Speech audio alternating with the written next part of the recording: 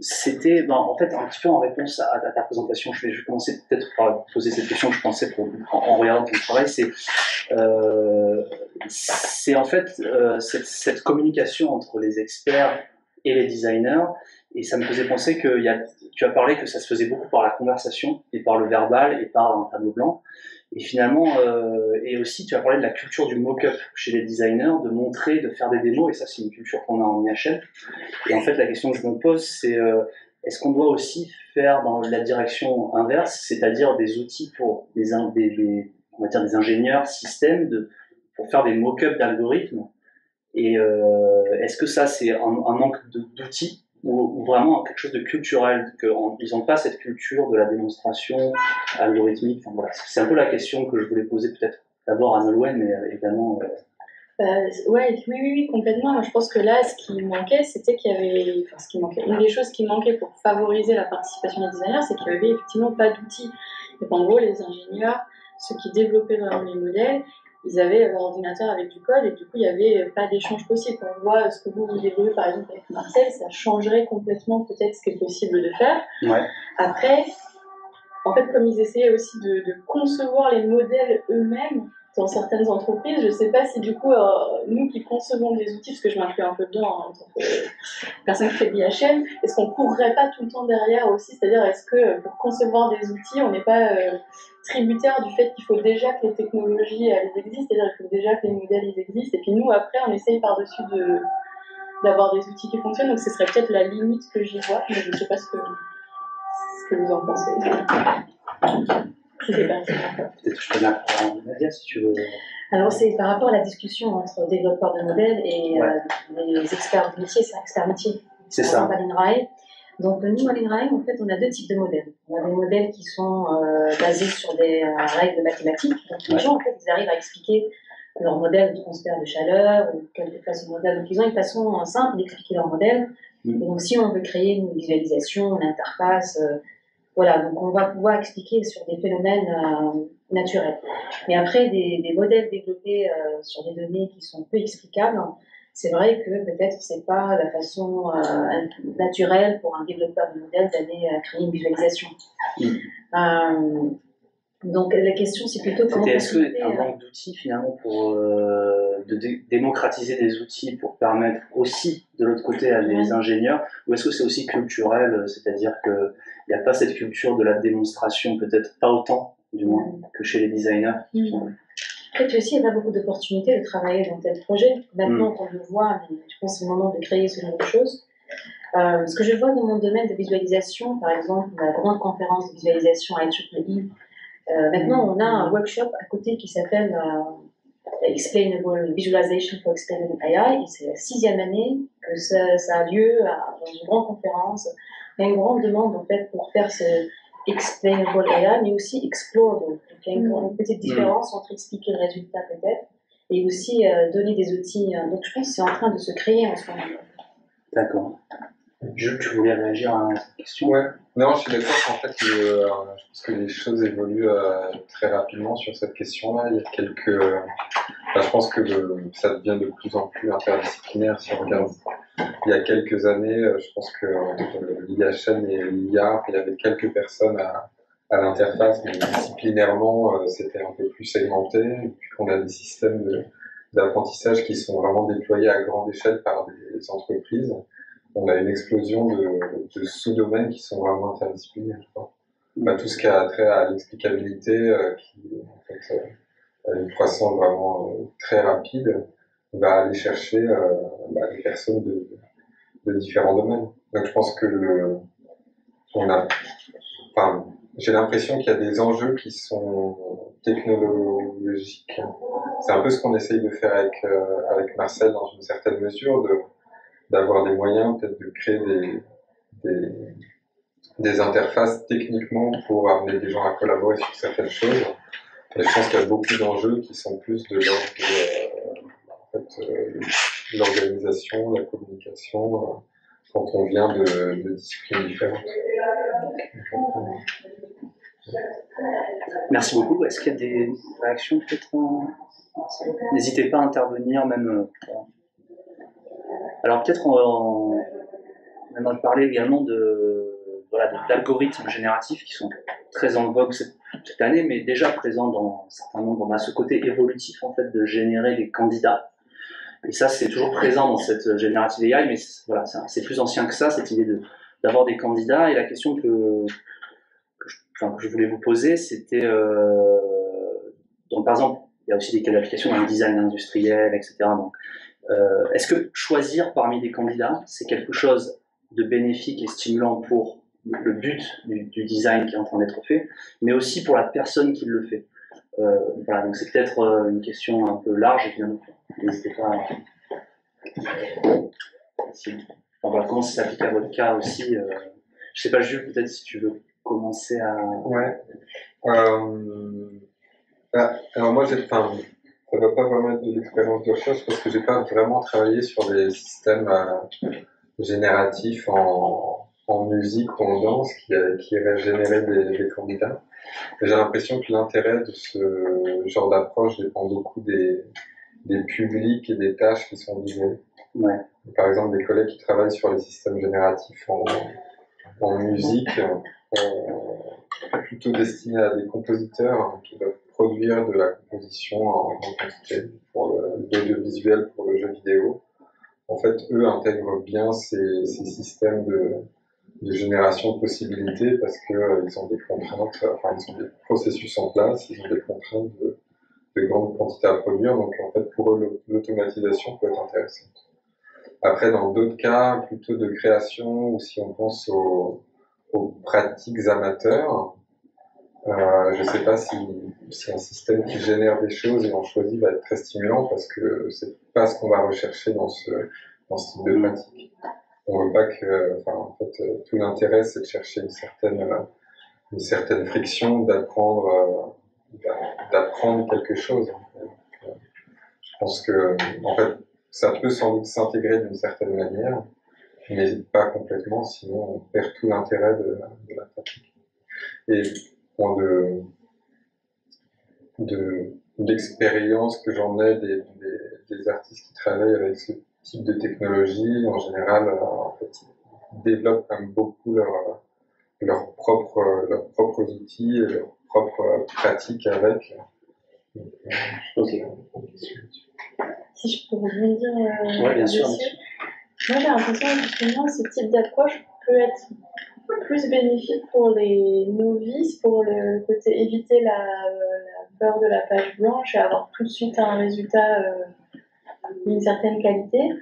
Par contre, en design, on peut avoir un souci qui est que quand on génère plein de candidats, on a rarement, mais comme tu disais, la solution parfaite ou qui correspond à ce que nous on voudrait faire. Et après, c'est comment on rebondit à partir de ces candidats. Et ça, il commence à exister des manières d'interagir. J'ai vu récemment passer des papiers ou des systèmes qui commencent à favoriser cette interaction-là. Mais si c'est juste sélectionné parmi des candidats, c'est très compliqué pour des designers que ça. Voilà, il faudrait que ça tombe pile juste et c'est rarement le cas. En tout cas, c'est pas du tout la manière dont on a appris à concevoir jusqu'à présent. Donc il manque cette étape de tweak, je sais pas comment on dit, d'ajustement après. En fait, si je me permets de rebondir, c'est vraiment cette histoire d'attente. Les designers ont des fortes attentes a priori, donc les candidats sont souvent pertinents. Oui, il y a un bout qui est pertinent, mais il faudrait juste changer ça et ça marcherait. Et donc ça me permet peut-être de te poser la question dans ton cas, avec des utilisateurs experts qui ont, j'imagine, de grosses attentes. Enfin, en tout cas, et même j'aurais envie de parler peut-être de biais auxquels peut-être c'était des chercheurs en agronomie. Oui, souvent. Donc tous les chercheurs, je pense, ont des biais. Est-ce que finalement ce côté d'exploration, est-ce que ça a été par exemple étudié que ça peut amener à trouver des choses qui ne sont pas vraiment significatives dans un certain sens parce que ça nous encourage à aller chercher peut-être des détails de choses qui ne sont pas... c'est ce que je voulais poser là comme question tout à l'heure et je certes, trouver des choses qui sont non significatives, ça fait partie de la recherche, de leur façon de faire. Alors, ce qu'ils apprécient, c'est de faire ça d'une façon digitale et ça coûte leur temps, voilà, mais ça ne coûte pas aller dans un laboratoire pour faire une expérience qui va coûter de l'argent, du temps, etc. Donc, avoir un outil qui va simuler ces alternatives c'est hyper intéressant pour eux parce qu'ils peuvent tester des hypothèses, ils peuvent voir des choses comme ça. D'accord. Donc générer automatiquement, complètement, peut-être non, mais être guidé, par exemple, par leur expertise, par un feedback loop, pour justement faire des tweaks, c'était intéressant pour eux. Okay. Donc on a trouvé aussi pour des études, cas d'études, ce que j'appelais lateral thinking. Donc ils vont peut-être avoir un biais pour regarder juste certains ensemble de variables dans leur système biologique et pas d'autres. Et le système va peut-être proposer quelque chose qu'ils n'avaient pas considéré avant. Donc tout le challenge en fait c'est dans cette fitness d'évaluation en fait de ces candidats. C'est là où il y a la créativité. Comment en fait on va évaluer les candidats pour pouvoir peut-être les faire un ranking ou faire les montrer en premier. C'est ça en fait là qui intéresse peut-être un designer. Donc il y a le côté automatique généré que les algorithmes sont capables, certains algorithmes sont capables de faire. Mais la créativité est de créer cette évaluation qui va permettre de vraiment bien naviguer cet espace qui est très complexe, très grand, et créer des visualisations. Ok, j'ai vu une main se lever. Oui, j'ai une question un peu provocatrice, provocante. Je la contextualiser, c'est en voyant ce que vous avez fait sur Eve, l'expérience que vous faites, où il s'agit, si j'ai bien compris, en gros, essayer de faire recréer par l'humain une analyse en composante principale. J'ai l'impression que c'était un peu ça qu'il fallait faire, que c'était ça la tâche. Et puis on parle aussi beaucoup dans la matière de création, enfin, quelle est la part de créativité propre à l'IA, même si c'est toujours l'humain qui crée, mais la question provocatrice, c'est le designer n'est-il pas mal placé pour mettre en œuvre, d'une manière générale, les technologies d'IA ou d'autres, parce qu'elles visent à se substituer à l'humain, dans une grande partie, alors que le rôle du designer, c'est de faire en sorte que l'humain s'approprie la technologie, pas de le substituer. Et je ne sais pas si ma question est claire, mais est-ce que du coup le designer il bute sur quelque chose, quoi? Ben, ça, peut-être, ça empiète un peu sur une des choses que tu voulais évoquer, sur les frictions qui peuvent exister entre IHM et IA. Enfin, historiquement, maintenant c'est moins vrai, mais historiquement il y avait pas mal de frictions parce que justement tout le propos de l'IHM c'est de dire on va favoriser l'interaction avec la machine, on va inventer plein de manières de faire en sorte que les personnes puissent interagir avec des ordinateurs au sens très large. Là où, effectivement, du côté de l'IA, il y avait cette idée, on va automatiser et du coup, il n'y aura plus besoin d'interagir puisque il n'y aura plus besoin de dire ce qu'on veut à la machine. La machine, elle le fera directement. Elle pourra... Donc, historiquement, ça a été le cas. Je pense qu'aujourd'hui, on a un peu dépassé ça, mais ouais, ça reste peut-être un problème quand c'est encore cette vision-là qui est développée, c'est-à-dire... on fait de l'IA pour automatiser et du coup effectivement on enlève tout ce qui est interaction là où je pense que les travaux qui ont été montrés montrent à quel point quand même c'est intéressant d'avoir de l'interaction. Effectivement, enfin, si je me permets de rebondir là-dessus, j'ai l'impression que des informations que je reçois sur Internet, j'ai l'impression que les grandes entreprises sont plus dans cette idée, de manière un peu peut-être cachée par exemple OpenAI, cette idée de general intelligence, que ça reste un peu encore, mais qu'ils ne le mettent pas trop en avant. Tandis que quand même, ça reste ce discours que ce soit utile à l'humain. Après, voilà, dans les faits, je sais pas trop. J'ai l'impression qu'il y a un peu un double jeu dans cette course à l'intelligence générale et en même temps de faire des outils quand même utiles. Je sais pas trop ça. Mais même sur des cas vraiment spécifiques, je reprends des exemples de la recommandation, par exemple sur YouTube et autres. C'est quand même une idée très forte de dire on va essayer d'automatiser le plus possible alors qu'on pourrait tout à fait faire participer plus les gens dans ce qu'ils veulent en termes de recommandations. Mais il y a cette idée que c'est mieux si l'algorithme ou si le modèle il trouve tout seul, le plus possible tout seul, de manière automatique, la vidéo qui va vous plaire. J'ai une question. Non, allez-y, vous avez juste une autre. En fait, une question, mais en fait, moi, je suis absolument pas expert, donc en fait, je m'intéresse plutôt au côté sociétal, où en fait, l'interaction, donc en fait, de la société la plus large avec tout type de technologie. Ma question, est-ce qu'un de vous, ou ensemble. Est-ce que le sujet de la représentation sociale par rapport à ce que un algorithme, une intelligence artificielle devrait faire, est-ce que c'est quelque chose que vous rencontrez dans vos travaux? Je pense effectivement dans le design, ça me semble très important. Hein. En fait, c'est quoi l'idée que d'un côté l'ingénieur il se fait de ce que son système devrait faire, d'autre part l'utilisateur quelle idée qu'il a, ce que ce système que l'ingénieur a conçu devrait faire et à quel moment ça se rencontre et aussi vos représentations à vous. En fait, voilà. Est-ce que vous avez éventuellement des éléments là-dessus, si c'est pas trop loin de ce débat? C'est une définition de représentation sociale. La représentation sociale, c'est en gros, par exemple, les attentes que toute personne a vis-à-vis de quelqu'un, vis-à-vis d'un objet. Les représentations, c'est en gros, pour parler vite, c'est l'idée déjà que je me fais de quelque chose. Et par définition, les représentations sociales, ils sont très très différents par rapport au segment sociologique où vous trouvez, votre contexte culturel. Donc en fait, c'est tout un univers en fait qui détermine votre représentation sociale. Là, on est un peu à la frontière entre sociologie et psychologie sociale. C'est-à-dire, par exemple, rien que le mot intelligence artificielle a un impact différent sur ça. Par exemple, en fait, là, hier, en fait, on a passé une journée à l'OCDE et bien, en fait, c'était le lancement du Forum mondial sur les technologies et bien sûr a été évoqué ChatGPT.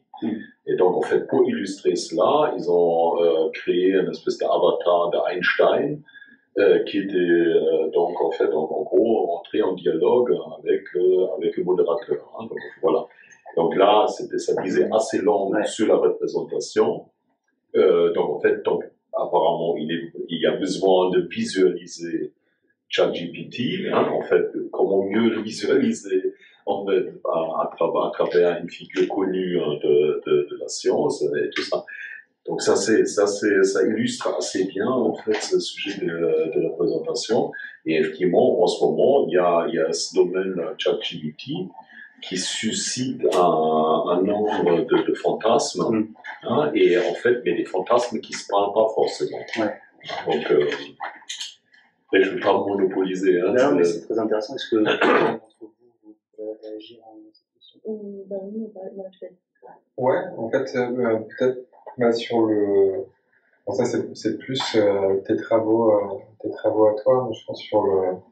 Enfin, Théo en particulier a mené des études avec des utilisateurs novices en leur demandant d'entraîner des systèmes de machine learning avec une idée qui était d'étudier en fait quelle représentation se font de ce type de système par rapport à la manière dont c'est médiatisé. En fait, on a des narratifs sur l'IA depuis des dizaines d'années, en fait, qui sont souvent repris dans les modes de vulgarisation de ce type de technologie. Donc, on a des représentations qui peut-être peuvent s'entretenir, qui ne sont pas toujours proches de la réalité. Je pense qu'il y a un travail à faire sur des études avec des personnes pour comprendre en fait, quelles représentations sont de ce type d'algo. Est-ce qu'on peut aider à donner des clés de compréhension sur la manière dont ces choses fonctionnent. Après, je pense qu'au début, la question était un peu sur les attentes de différentes personnes. C'est vrai que nous, c'est des questions qui nous intéressent de plus en plus et qui ont un peu justifié Marseille aussi. Par exemple, on a un projet avec Baptiste Caragno avec l'hôpital Necker sur un système de recommandation pour l'intubation en pédiatrie. Et du coup, là, l'idée est vraiment d'essayer d'aller prendre en compte les besoins de différentes personnes. Des anesthésistes qui ont besoin d'utiliser ce type de système en bloc, d'autres chirurgiens qui vont mener des études autour de ça, peut-être des patients derrière. Donc, essayer de comprendre un peu quels sont les besoins, les usages de différentes personnes pour qu'un système puisse s'intégrer de manière cohérente et que en fait, peut-être la conception de cet outil-là soit aussi participatif d'une certaine manière. Donc, je pense que j'ai l'impression que les questionnements, enfin ce genre de questions émergent de plus en plus. Je ne sais pas si on a tous les outils pour répondre à ça. Je peux rajouter rapidement. Bien sûr. C'est juste, moi je suis dans un contexte un petit peu particulier où je fais partie de l'équipe de modélisation au sein d'un grand institut avec des agronomes, des biologistes, etc. Donc on est connu pour une équipe de modélisation avant tout. Et donc on a des experts qui vont venir nous chercher pour faire un modèle, pour les aider à créer des modèles. Donc ils sont déjà convaincus en fait, ils viennent chercher un modèle. Avant, tout ce qu'il y a chez Lamé, c'était des modèles mathématiques créés à la main, etc. Donc je pense qu'ils ont des attentes quand même à une représentation formelle, un peu mathématique d'un modèle. C'est pas un peu compliqué quand on a une network, des choses comme ça, difficiles. Peut-être qu'il y a cette attente-là. Voilà, donc je ne sais pas si je réponds à la question de mon côté. Donc ça dépend du domaine, ça dépend des attentes des gens qui veulent des modèles. Nous, on a de la chance, en fait, un peu, de ne pas aller chercher pour modéliser, c'est eux qui viennent nous chercher. Et des fois, c'est le contraire aussi. C'est vraiment intéressant si je peux faire le contraste, parce que du coup, il y a ce type de représentation avec des gens qui comprennent bien l'usage. Ouais. Et nous, ce qu'on a pu observer, c'était parfois, au contraire, le côté très médiatique de l'IA avec les équipes marketing qui vont vendre ces technologies aux designers en expliquant, ben voilà, il faut absolument qu'on intègre. Ils sont expliqués l'intérêt. Sans expliquer l'intérêt, sans même être. Enfin, ils utilisent le terme IA, ce qui en général veut dire qu'ils ne savent pas très bien c'est quoi concrètement, techniquement, comment est-ce que ça fonctionne derrière. Donc voilà, selon les contextes, il va y avoir soit des gens qui comprennent, soit le côté plutôt il faut mettre de l'IA parce que ça va être le futur et c'est forcément bien parce que c'est de l'IA. J'en profite aussi peut-être pour réagir à ça, parce que effectivement avec Baptiste et Jules, on a collaboré dans ma thèse, et donc peut-être ce que j'en ai retiré, c'est que les interactions qu'on propose aux gens façonnent aussi leur représentation de ces choses-là. Par exemple, ton exemple avec Einstein et un chatbot et un avatar. Et ce qu'on a fait dans ces recherches, c'est qu'on les a laissés gérer les données d'entraînement à des novices. Et donc, c'est des tâches qui sont d'habitude pas données aux novices. Je pense que ça façonne notre représentation qui est peut-être plus forte que celle qu'ils peuvent avoir de la société, des médias. Et donc ça rejoint peut-être tes travaux sur la personnalisation. Est-ce que ça va... Mon intuition, c'est que ça va plus affecter leur représentation que les médias et les choses qu'ils peuvent avoir. En tout cas, ce serait intéressant de le voir. Ouais, s'ils peuvent interagir avec, ils ont des moyens de personnaliser, d'agir sur les données, ou moins de les voir. C'est ce que je me dis en tout cas. Il y a des travaux passionnants. Enfin, il y a quelques papiers, si ces questions vous intéressent, sur les représentations par les personnes des algorithmes, comment parfois ils fantasment, parfois ils ont raison. Ils se créent plein d'histoires sur comment ça se fait que j'ai tel résultat qui apparaît sur mon écran.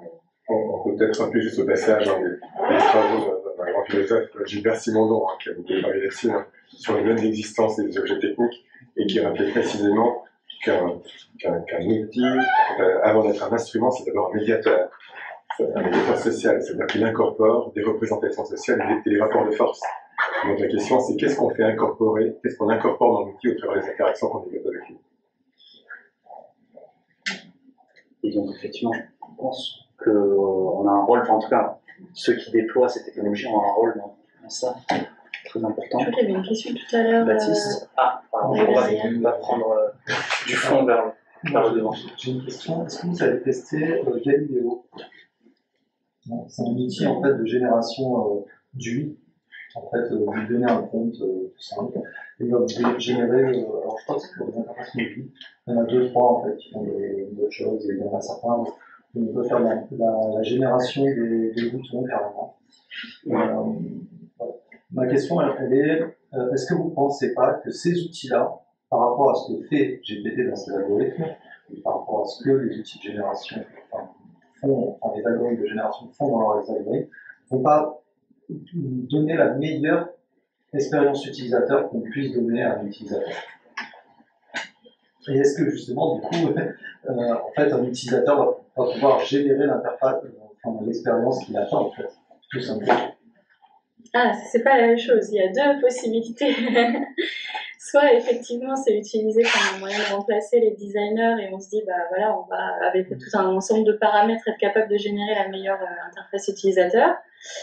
Et donc on évacue les designers en pensant qu'on a les bons critères de réussite.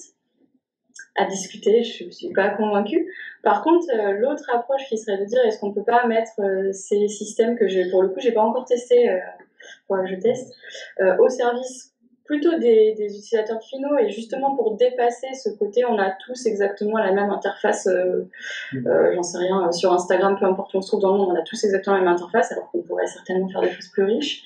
Et si dans ce cas-là, c'est utilisé comme ça, là je pense qu'il y a plein de choses à faire. Mais c'est pas exactement la même chose. Voilà, dans un cas, on va peut-être faire des choses différentes en fonction de profil, en fonction de contexte. Et dans un autre cas, on risque de revenir sur ce que vous mentionniez tout à l'heure, sur l'automatisation est plus forte que l'interaction ou que le travail du design.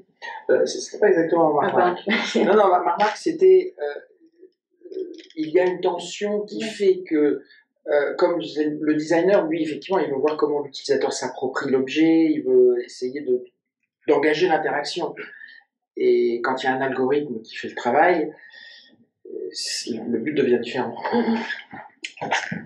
On avait une autre question, de Baptiste. Ouais, je voudrais avoir peut-être votre avis. Enfin, je pense que ça revient un petit peu à la discussion qu'on vient d'avoir sur les aspects de médiateur et de représentation. En fait, je me demandais, ce qui est intéressant en fait avec vos trois champs de recherche, c'est qu'en fait on voit qu'il y a des interactions au niveau entre l'utilisateur ou l'utilisateur et un modèle ou un système, et aussi des utilisateurs ou des designers dans une infrastructure. Et en fait, c'est vrai qu'il y a, le machine learning est devenu en fait avec ces 10 dernières années une infrastructure plus qu'un système avec lequel on interagit finalement, enfin individuel ou qui tourne sur un ordinateur. Donc ça inclut aussi, dans cette infrastructure, ça inclut les gens qui vont collecter les données, les gens qui les gardent, ceux qui développent les algorithmes, toutes les infrastructures permettent de faire marcher. Et du coup, la question c'est en fait, est-ce que maintenant, finalement, le rôle du designer, c'est de travailler avec ces infrastructures, aussi comme une nouvelle vague de l'IHM tend à le dire, un espèce de Entangled HCI, ou alors est-ce qu'il y a encore de la place pour justement extraire ces technologies de l'infrastructure et les donner à des utilisateurs et des utilisatrices dans des cas particuliers. Enfin, comment on se place et comment ça change en fait, d'après vous, notre métier, le métier de designer.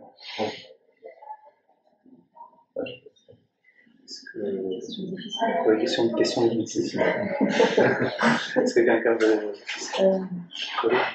Donc peut-être si j'essaie de comprendre ta question pour synthétiser, c'est que de considérer l'aspect structurel qui est à la fois que ces algorithmes ils sont hors de notre portée parce que voilà ils tournent physiquement ils tournent sur des serveurs, mais aussi culturellement ils sont pas vraiment à la portée des utilisateurs. C'est ça que. C'est ça, je pense que les travaux de Nolwenn nous avaient bien montré que finalement les designers sont en train d'essayer de trouver des moyens d'interagir avec les gens qui les développent pour avoir. Enfin, il y a différentes manières finalement d'avoir un effet dessus. Tandis que Nadia ou Jules, c'était plus avec des systèmes interactifs, on va directement changer les paramètres, entraîner le modèle. Jules, avec Marcel, t'as l'impression que ça part vraiment dans le côté collaboratif, donc ça commence à inclure plus de gens. Mais c'est vrai que du coup, quand on part dans le côté infrastructure, on a l'impression de lâcher pied, qu'on n'a plus forcément c'est le même moyen d'action. On n'est plus là en train de changer les données ou de tweaker des paramètres, en tout cas moins. Il y a plein d'autres choses qui se passent, donc je sais pas, c'est un peu une question ouverte sur... Non, tout à fait, ça rejoint un débat, je pense, assez sur l'open source des modèles, je pense. Enfin, je ne sais pas si quelqu'un veut réagir à la question de Baptiste. Je ne sais pas si ça rejoint la question de l'explicabilité aussi, de ce qu'on fait avec ces infrastructures, même si c'est très compliqué d'expliquer comment on utilise ce genre de framework. Je j'ai pas vraiment de réponse précise, que c'est juste très difficile. Et peut-être il y a un rôle de formation aussi, formation, parce que nous, les designers, dans le sens large, on n'est pas forcément formés pour comprendre exactement comment ça marche l'infrastructure. Et je ne sais pas si c'est toujours possible d'expliquer les données récoltées, pour quel but, etc. Donc oui, c'est une espèce de boîte noire qu'on doit naviguer avec. Ouais, je pense que c'est difficile parce qu'il y a quand même... Bah, de toute façon, oui, on s'inscrit dans ce type d'infrastructure à un moment donné. Je pense que ça a toujours été le cas pour d'autres choses. Enfin, je vois qu'on a développé Marcel, on utilise des modèles pré-entraînés qui sont dispo, qui ont été entraînés par des entreprises, etc. Je pense qu'on va voir de plus en plus de choses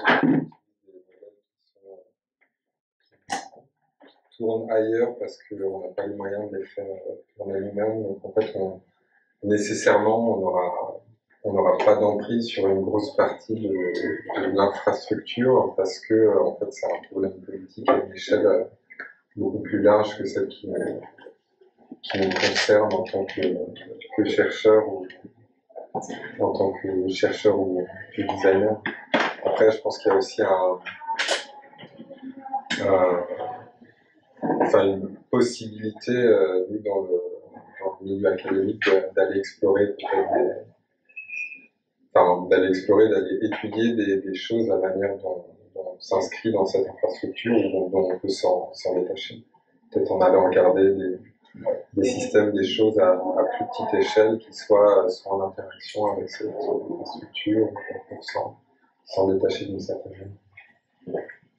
Il y a aussi des travaux sur faire des modèles qui justement nécessitent beaucoup moins des infrastructures plus réduites pour justement pouvoir se les réapproprier plus facilement ou avoir la main sur ces différents éléments pour pas être dépendant du modèle déjà entraîné ou ce genre de choses. Ça peut être clairement, je pense, un axe de travail pour donner la main sur pas seulement le résultat ou à la marge sur le modèle, mais sur tous les éléments.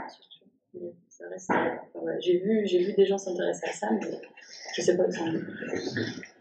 Petit aparté en parlant d'infrastructure, je vous encourage à regarder ce poster derrière vous qui décrit justement un peu le système socio-technique derrière une simple requête de commande vocale. Donc voilà, c'est pas nous qui l'avons mis là, mais ça rejoint un peu ces questions-là. Peut-être j'en profite pour passer à un autre thème qui rejoint, je pense, à la fois la question de Baptiste et aussi la question des représentations. C'est qu'avec cette démocratisation du machine learning, c'est que les données, elles deviennent, je pense, à la fois dans la tête des personnes qui les manipulent, mais aussi dans les infrastructures, des vecteurs de représentation abstraites. Donc par exemple, on voit ça avec le prompting, c'est cette idée d'aller explorer l'espace latent, cet espace de représentation abstrait avec du texte, mais finalement voilà, on voit que ces données, que ce soit des documents, des images, sont stockées maintenant de plus en plus sous forme de vecteurs de ces modèles, mais on ne sait pas vraiment ce que chaque paramètre finalement représente puisque ça a été appris. Est-ce que ça, pour vous, comment le design peut nous aider à naviguer là-dedans, dans ces représentations de plus en plus vectorielles et souvent abstraites, qu'on appelle espace latent. Est-ce que vous avez des idées sur comment le design peut nous aider à naviguer là-dedans? J'ai pas beaucoup d'idées sur ça parce que les algorithmes que j'ai utilisés beaucoup en collaboration avec des experts, c'est des algorithmes évolutionnaires où l'espace latent n'est pas quelque chose de très beaucoup utilisé. Ouais. Je sais pas, j'imagine peut-être j'ai vu quelques travaux sur ajouter des couches sémantiques pour essayer de rendre ça plus explicable, plus utilisable par l'humain. Est-ce que ça rejoint peut-être aussi l'autre système que tu as présenté en premier, hiérarchique, avec est-ce que c'était un peu des features, des attributs que les experts peuvent définir Pas exactement. Pas exactement. Non, c'était juste une représentation graphique d'un modèle qui était appris ou qui était généré par l'algorithme. D'accord. C'est pas vraiment les paramètres derrière ou c'est très abstrait en fait. C'est aussi très abstrait. Non, c'est moins abstrait. abstrait. Moins abstrait. J'imagine que les techniques de visualisation, même si c'est données abstraites, de dimensionality reduction, réduction de dimension, ou techniques de visualisation de similitude peut-être, mais j'ai pas vraiment d'expérience. Ok. Est-ce que c'est une question qui vous... Bon, après, je ne suis pas du tout spécialiste des modèles génératifs, mais j'ai l'impression que il y a beaucoup des succès récents qui en fait sont liés à des questions d'interaction. En fait, peut-être que la structure de ces espaces latents et la manière dont on peut naviguer dedans et en fait les possibilités d'interaction qu'ils offrent sont en fait vraiment clés dans l'intérêt que peuvent proposer ces modèles. Je pense qu'avec ChatGPT, on voit que il y a le modèle de langue, mais en fait, il y a surtout, il offre une manière de naviguer dans ces connaissances langagières qui est originale et qui fait que ça implique tout le monde.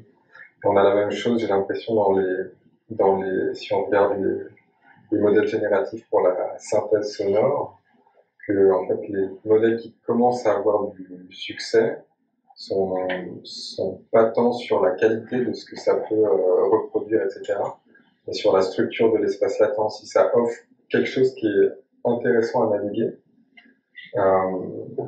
qui va nous permettre d'explorer, de générer de la nouveauté, de générer de la surprise, ça va devenir tout de suite plus intéressant. Donc, je pense qu'à un moment, repartir des questions d'interaction peut peut-être offrir de nouvelles perspectives aussi pour le développement d'algorithmes.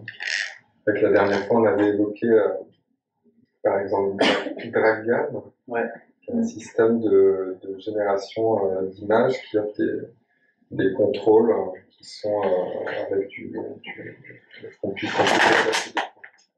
Par exemple, on voit une photo de chien et on peut mettre un point ici, un point là, et déplacer les deux points, et ça va générer du coup des images intermédiaires avec un chien qui ouvre la bouche, etc. Donc là, on se retrouve sur un algo de génération d'images qui offre une manière de naviguer qui va être proche de la manipulation directe, des choses qu'on connaît et des techniques d'interaction qu'on connaît.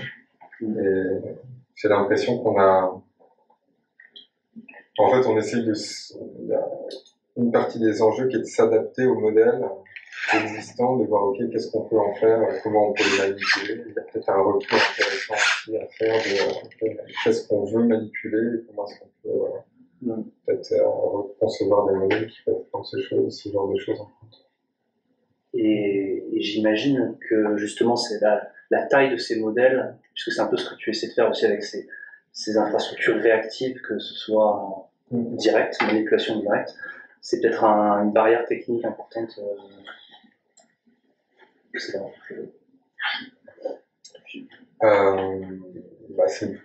pas. C'est sûr que c'est une barrière à l'usage pour beaucoup de choses, je pense. Et sur les modèles, sur les modèles dont tu parlais, c'est avec des prompts pour faire de la génération de son ou c'est d'autres, c'est quoi comme technique d'interaction du coup? Non, en fait, il y en a où ça va être soit ça peut être de la reconstruction ou de l'interpolation, tu peux donner deux sons cibles, demander d'interpoler des choses comme ça, ou alors tu peux avoir accès directement à l'espace latent, y mettre des capteurs de mouvement, des potentiomètres, et du coup commencer à naviguer dedans. Et en fait, ce qui rend la chose vraiment intéressante, c'est pas que tu arrives à resynthétiser un son de violon, c'est que en fait, tu arrives à jouer avec, à faire quelque chose et c'est là que d'un point de vue créatif, ça devient vraiment utile. Et de l'autre côté, je pense qu'il y a aussi tout un enjeu là pour le champ IHM à repenser l'interaction avec le texte. Parce que donc voilà, on a beaucoup travaillé historiquement sur la visualisation, sur l'interaction visuelle. Après, il y a d'autres formes, mais ça passe très souvent par de la manipulation directe donc des éléments visuels. Et on a relativement peu, j'ai l'impression, par comparaison, de travailler l'interaction textuelle. Et je pense que ça c'est un champ aussi qu'on pourrait vraiment investir. C'est qu'avec Situ, il y a plusieurs thèses récentes plutôt sur l'interaction du texte. Et je pense qu'il y a vraiment un champ énorme à explorer. Et en cours d'ailleurs, une thèse est d'ailleurs dans la salle aussi. Ben ouais, c'est ça. Ouais, Je donc vais c'est vrai. mentionner Maëva qui a fait notre papier sur le sujet. Et donc, on va peut-être passer aux deux dernières questions, puis on va essayer de prendre un petit peu de distance par rapport aux recherches, mais parler un peu de discipline, de formation. Donc, la première, c'est finalement quelle formation on doit. Donc, vous avez tous toute une expérience d'enseignement dans vos universités. Et Jules en a évoqué une avec ce cours d'IHM et enfin de Interactive Machine Learning à Paris-Saclay. Donc, quelle formation doit donner aux étudiants, que ce soit en IHM, en design, ou même en machine learning, intelligence artificielle? Est-ce que vous avez des idées là-dessus? Peut-être. Bon, Jules, je t'en prie, si tu peux commencer. Ouais, en fait, je sais pas trop. Nous, on a un cours à l'université Paris-Saclay sur l'apprentissage de machine interactive, le genre de choses que j'ai présenté, qui vient principalement du master d'IHM, qui est ouvert aux autres masters. Donc, en fait, tous les ans, on a une moitié d'étudiants en interaction et une moitié, l'autre moitié qui vient de sciences des données ou d'apprentissage, etc. Et je pense que c'est intéressant d'offrir des possibilités de formation qui sont à l'intersection de ces deux domaines. Et à la fois, ça pose des difficultés, parce que on va gérer on a des étudiants qui ont des connaissances qui sont assez diverses, qui ont peut-être des objectifs assez divers, donc de réussir à la fois donner des connaissances sur les systèmes d'apprentissage de l'IA à des étudiants qui sont plutôt designers ou qui viennent d'IHM, et en même temps d'aller donner des connaissances en IHM à des étudiants qui sont plutôt côté algo, et vraiment difficile. J'ai l'impression qu'on aurait beaucoup à gagner à aller vers plus d'interdisciplinarité dans la formation. C'est le mot. Transdiscipline. Est-ce que vous avez peut-être une idée là-dessus ou Moi, je suis chercheur, donc je fais peu d'enseignement. Okay. Par contre, en termes que le domaine, c'est la visualisation, je suis au sein d'une équipe en modélisation, machine learning, etc. J'ai pas mal appris en faisant des projets multidisciplinaires. Ce que peut-être je peux dire rapidement, c'est en fait qu'il y a aussi des initiatives pour les chercheurs, ou pas que les chercheurs, pour l'Europe, pour créer ce qu'on appelle l'ITN. C'est les Innovative Training Networks. C'est justement pour ce genre de choses. Donc à l'INRAE, par exemple, je sais qu'il y a déjà un projet sur la formation des étudiants en biologie et en IA en même temps. Donc en fait, l'idée, c'est transdisciplinaire, donc intégrer les connaissances des deux domaines de façon harmonieuse pour créer de nouvelles connaissances. Donc pourquoi pas faire des ITN aussi avec l'IHM, modélisation, etc. Et peut-être juste un mot sur le design, en lien avec la question qui a été posée tout à l'heure. Il y a clairement, par exemple, du côté de l'illustration, c'est en train de tout révolutionner, et ça va très rapidement arriver du côté des domaines que moi je maîtrise un peu plus, genre le design graphique et le design d'interaction, et ça va poser beaucoup de questions sur comment est-ce qu'on s'approprie ces technologies. Est-ce qu'on les prend comme de nouveaux outils avec lesquels il va falloir apprendre à travailler? Est-ce qu'au contraire, on apprend aussi à les déconstruire et se les approprier? Mais du coup, ça pose la question de quel accès à l'infrastructure ou quel accès à ces technologies pour les gens qui ne sont pas des spécialistes.